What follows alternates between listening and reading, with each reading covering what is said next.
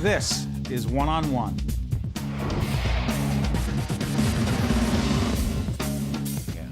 Hi, I'm Steve Adubato. We are coming to you from the New Jersey Performing Arts Center. This is One on One, but in this case it is One on Two. We are honored to introduce the two gentlemen you're about to see on camera. The first one is Willie Geist. You know him. He's the co-host of the third hour of NBC's Today Show. I know that show. And co-host of MSNBC's Morning Joe. And the gentleman to your left is Bill Geist, correspondent with CBS News Sunday Morning. And the two of you have written a book.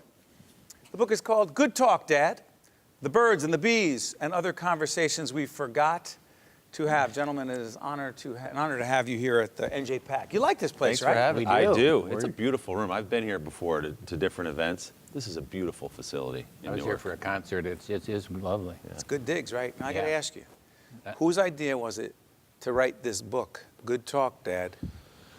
I think, you know what, it's funny, it was neither of our idea. It was a book editor's idea and a book agent's idea. I think people assume because we're in the same business, we ought to do something together. I would say, you should do something together. We never quite knew what that meant. Is it a TV show? I don't know, father, son, something or other. And we went out to lunch one day with a great friend, an editor of ours, and we started telling family stories, and she was laughing so hard, she said, "This is the book."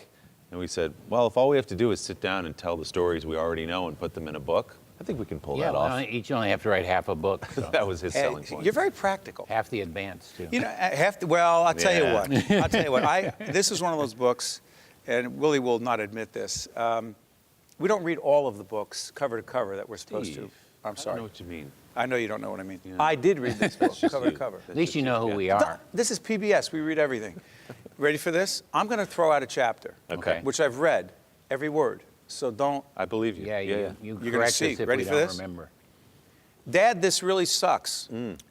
That was fishing. Chapter 4. You said to your son, I am going to take, I'm not going to tell the story you are, but you said, son, I am going to have you fish because I never really got to appreciate going fishing. Right, and it was sort of part of the whole list of things that as a good father you were supposed to impart to your sons and daughters. What happened, Bill? Fish, but I didn't know how to fish. What happened, Bill? Well, I got him up about 4 in the morning because there was another guy going with us who did know how to fish. I was smart enough to do that. And we got out there, we were in the fog out on Nantucket, and I looked down the beach, and it's about 6 o'clock, and we've cast about 1,000 times, usually in the water, sometimes in the beach, or snagging one of our cohorts. And I heard this voice out of the fog say, Dad? I said, yes, son. He said, this really sucks. And I said, yes, it does, son. Yes, it does. My poor dad is trying to do the right thing. Sure. It's like unfinished business. He and his dad didn't fish. They didn't camp. They did all the father-son things they're supposed to do. So God bless him. He's trying to do them. And it just never worked. And that's sort of a thread through the book. We tried to do the things that fathers and sons are supposed to do. And it always ended like that in the fog with me telling him how much what we were doing I think sucked. it's all on me, really. I think I was supposed to do, exactly. So. Now you have to do better with your son. Right. And by the way, tell folks, your son is? George, 5 years old. Yeah. And Lucy, 7. Yeah, my daughter's 7. You're a good dad. Thanks. I try to be. You write a lot about your kids, too. You've learned a lot about being a dad from being a son to Bill? Yeah, and none of it has been from explicit advice that he's given me. It's all been observational. You know, you watch how someone spends time with their kids or makes time for their kids, and you don't realize it when you're a kid. Right. But then you get to a certain age when you have your own kids, you say, oh my gosh, my dad rushed home from the New York Times and dove off the bus every day to coach our Little League team. So he found a way to balance his good career, successful career, with being a good dad to us, and that's where you learn. Yeah, we should also talk about that, Bill, because a lot of people watching on public broadcasting may know Willie to some extent because you're a star. He wasn't so much of a star then. He was football and basketball. He was captain of his football team, captain of his basketball team at Ridgewood, New Jersey. So was I. Maroons. They just forgot to put it in.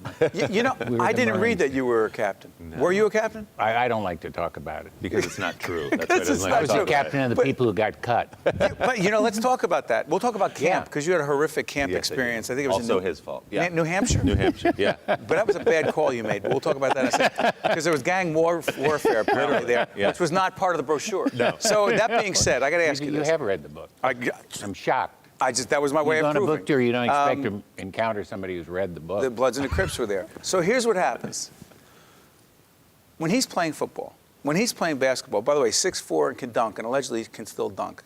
There's a basketball court around the corner we're going to see. This is Newark. This is Brick City. We're going to see if you can do it. Here's the deal.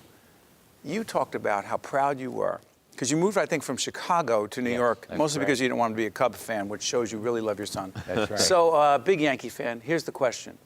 How proud were you, as someone who did not succeed athletically, to see this kid succeed the way he did in mostly basketball and football, and become a star? How big a deal was that for you? People ask me, you know, if I'm proud of him, and it's just like now with his career. I mean, it's not pride so much as just you're so happy. Because I don't know if pride, I think you have to take a little of the credit for it. But I think it's just that you knew he was happy. You knew he loved to play basketball and sports, and you wanted him to succeed when he was emptying garbage cans down at CNN in Atlanta. And you just feel happy that your kids are happy. What was it like for you?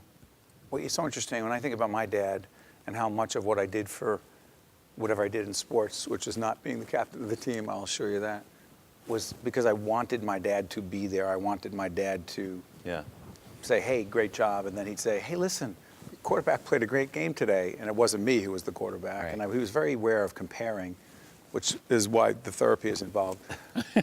How important was it for you to get what you got from your dad in terms of acknowledgement? It was hugely important. I think it's that way for any kid, for anything, whether it's sports or school or anything else. And like I said, he was there at the games. I mean, when you start getting into higher levels of basketball and travel teams, we would blow open our Christmas vacations and we'd come home halfway through to go to some tournament in Mattawan or wherever it was. Travel a lot. Yeah, you travel a lot and your parents make sacrifices for you. And I always knew my dad's face up in the crowd. But he was a bad fan. Yeah. He was a bad fan. Talk about bad fan.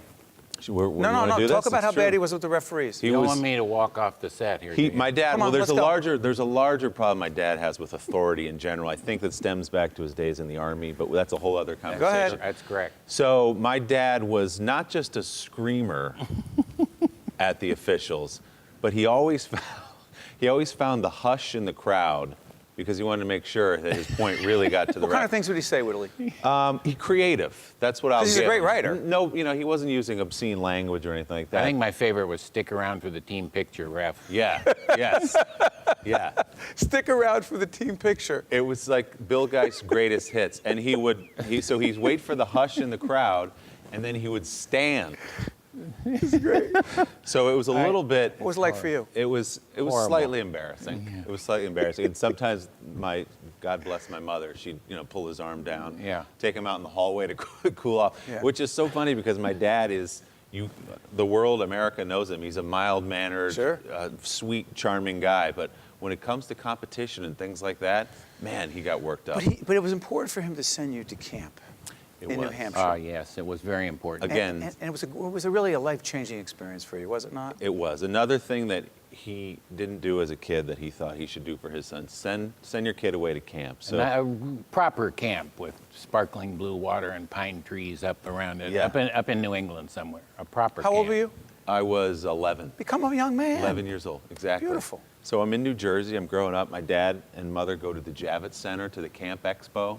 The what? There's a camp expo. What do they promote their camp? Yeah, They they get put the up kids? a booth. They do. Come to this. Look one, at come to look that at our one. camp. Yeah, Get out of here. Some of them are in Sweden. I grew up in too. Newark. You We have didn't to have look at that, the but go ahead. brochure. No, I never heard of a camp expo until then. So my parents picked this one camp. The guy actually came to our house and did a this Al? slideshow. Yeah. Yes. Al? Yes. Okay. Okay, so he comes over, does a slideshow, closes the deal. It looks perfect. It's up in New Hampshire, in the woods, on the lake, the identifying leaves, the whole thing. So I get up there, they drop me off. It looks the part. It's perfect. We weren't sure if the pictures he was showing us in our living room were of his camp. Yes. They were camp Two pictures. great journalists Yes. can't They were- figure out whether it's legit or not. Okay, go ahead. were- Where's the second source? You didn't have a second. Go had ahead. on Go his- ahead. They were stock photos of people canoeing, as it turned Go out. ahead. So I get up to the camp, and it looks good. And then things kind of start to turn dark. And one morning in the mess hall, there's this sort of commotion, and the counselors are talking. And it turned out they'd gotten into a fight the night before. These two groups of counselors. And one group of counselors had gone in the parking lot and slashed the tires on the cars and bikes of the other guys. Slashed the tires. Beautiful. So what we learned at that point was that and only at that point, not in the slideshow, was that the counselors at this camp were part of a reform program for juvenile offenders. So these were teenagers who'd committed, in some cases, violent crimes in our urban centers around the Northeast. Bill, did Al not tell you this when he was Al pitching the failed to camp? mention that. I don't know. I say it wasn't in the brochure. I'm not sure Al had brochures. Okay. But we wanted our. It was good though. It was as good turned out, because he met Willie. a different kind of kid. You don't want to growing up with a homogenous. So group let me of- get this straight, Bill. You feel that you helped Willie become the young man he's become. Absolutely. So it's a good experience. In the camp, with regard to the camp, yes. So you succeeded. Why did you fail to actually sit down and speak to young Willie Geist about the birds and the bees? Too embarrassing. Was it not a Have you father's had the responsibility? discussion? My father? Hell no. No, not your father. Listen, you don't know my father. You. I count my blessings. My father never had that conversation with me. Willie Guys, does share with too. us. Willie counts his blessings Yes. as well, because I tried to figure out birds and the bees. Why is it birds and the bees and not birds and a dog in heat or something? And so the time was just never right. And by a certain age, you kind of assume in this day and age, your kid knows more about sex than you do. Sure. And I think he probably still does. We had one attempt at it, and we were sitting watching a Yankee game, as we did almost every night of our WPIX. lives. WPIX, playing the theme song. You loved Phil Rizzuto. Love Scooter. And by the way, your R.I.P. favorite player was? Dave Winfield, Yeah, go ahead. all day. In fact, I used to write Dave Winfield postcards from our family vacations. When I was 7, 8, 9 years old, we'd go up to A young stalker. Go ahead. We'd go up to Cape Cod, and I'd fill out a postcard that'd say, "Dear Winfield," always his last name, "Dear Winfield. Yankee We Stadium. played mini golf today. We went to the beach. Be home in a week. Willie." Got it. And I handed it to my dad, and I'm sure my dad was just chucking them in the garbage can as they came I think through. I still find him in my vest pocket. I'll send him one day. But Winfield, So what happens? So we're sitting watching the Yankee game one night, and I think the way, essentially, this may not be verbatim, but this is the way it went down was, hey, Willie, what do you know about sex? I think there was a pitching change. There was or a pitching something. change. We had a lull. Delay in the game. Willie, what do you know about sex? And I think my reply was, do we have any more pretzels? And I got up and walked away. And scene. That was our sex So talk. you got to So put some good. of this on him. Okay, put it on him. I was wasn't willing. 8. The limited time we have left, I got a couple more sensitive Yeah. topics. You, for 20 years, Oh. experienced, Yeah. Parkinson's. That kind of started the book. I had Parkinson's and hid it for a long time, and eventually got to the place where I had to. Why did you hide it from your son, your daughter, I your think family? it's not the kind of thing you want. We want everything to be positive that you give to your kids, and I didn't want them worrying about if it was passed on to another generation or whatever. And I just didn't like to talk about difficult things. Like, it's a joke with birds and the bees, but this was a more serious topic, and I didn't want to admit to myself, and I haven't yet, that it's not going to go away. It's not going to go away, but That actually was, you asked where the idea for the book came from, and it was, part of the impetus was, my dad let us in on this, and we said, how could we have not talked about this for 10 years? This is clearly the biggest thing happening in our family. What is it about us that we don't have these big conversations? And we have a great relationship. We've been close always, but we don't have the big conversation. You know, we kind of just let, if it's difficult, I guess we tend to sweep it I to the think my side or parents put it under the didn't rug. have the big talks or serious talks. They wanted everything to be okay. And I think I grew up in Champaign, Illinois, and Willie has said before, it's probably a bad place for a psychiatrist to open an office because people in the Nobody talks. West, 1950s Champaign, Illinois. You don't. you don't Well, what talk about now, about Willie? this. And what about now with your dad? Yeah, now you know, the best thing he did, I think, 2.5 years ago, he did a piece on Sunday morning and told the world. And the truth is, all our friends and family knew about it. And I think most Some of the viewers did. a lot of the viewers They would knew. write in and say, "Is something wrong with him?" or something, and that kind of got. To But him. it was liberating. I don't know if he feels this way, but it was for me, because now we can come out and talk about it. I'm on the board of the Michael J. Fox Foundation, and you can try to help people. And I think what my dad found was there's so many people, 1 million people in the United States who have Parkinson's, point to my dad as a guy who's been working on TV for 22 years with this disease, and you can keep going and keep living your life. So he's inspired people. So I'm glad he did finally You're decide proud to of go him for public. doing that. Oh my God, really proud. And at the Michael J. Fox Foundation dinner, is it not a fact that you got up and everyone was so emotional and you said, Oh. hey, listen, something about a gun, and thank Yeah. God you didn't have a gun, because if you tried to kill yourself, what? I might miss. He said he was going to write a book about it. I said I thought about writing a book about it, but that's what I was going to call it. And the people just gasped when I said that because they thought I was serious. What's up with his sixth sense of humor? It's always been there. It's beautiful, isn't It's it? always been there. You count on it, And it's don't been you? a good thing to study, too. You know, like you grow up watching this sense of He humor. benefits because he can kind of go one off that, be a little more subtle than I am. You're proud of him, and I have a feeling he's very even much prouder of you. I cannot thank you enough, both of you, Thank for you joining us. for reading here, the book. Well, yeah, it's a great read, and I'm going to read sections to my dad and see if, it helps us. Yeah, it's a little late for the talk, but you can try. You mean mine with him? Yeah. The book is called Good Talk, Dad, The Birds and the Bees and Other Conversations We Forgot to Have. Two terrific journalists and two people who are even better at being good people and Thanks, journalists. Steve. Thank you. Bill Geist, from the Sunday morning show, Yeah. CBS. Yeah. It's a good, great show. And Willie Geist, whose career is just faltering. It's terrible. You can see him on the Today Show in the third Yes. hour. Yes. And on Morning Joe with those guys. Thank you so much for coming Thank to you, NJ for having us, very Steve. much. Appreciate it. Stay right there. We'll be coming right back from NJ Pack right after this. One-on-One with Steve Adubato at NJ Pack has been a production of the Caucus Educational Corporation, celebrating over 25 years of broadcast excellence, and by the New Jersey Performing Arts Center, in cooperation with NJTV and 13 for WNET.